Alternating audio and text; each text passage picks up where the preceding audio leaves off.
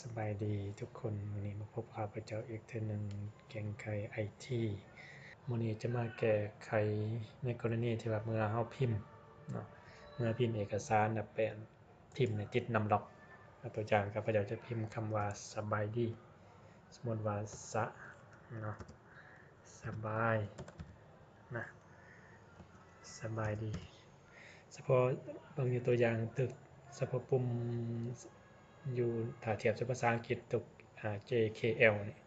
ในปุ่มพวกนั้นมันจะมีมันเขาพิมพ์ภาษาลาวมันจะเป็นตัวเด็กเนี่ยนี่เนาะเราจะมาแก้ไขเนี่ยจะมี2วิธีในการแก้ไขเนาะ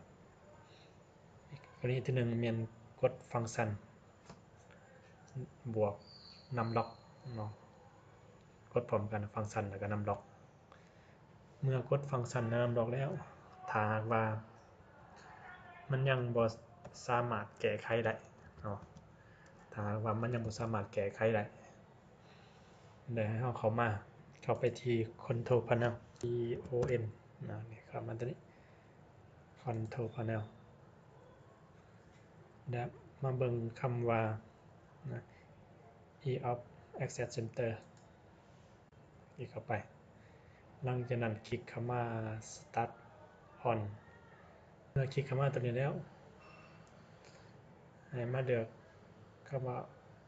Option ติ๊กไว้เนี่ยเนาะ Turn On หลังจากนั้นกดโอเค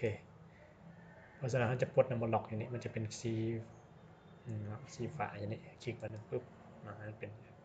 หลังจากเป็นการเซตสิ้นในการแก้ไขคีย์บอร์ดติดนำล็อกเราลองมาพิมพ์คำว่าสบายดีเพิ่มบันโอเคได้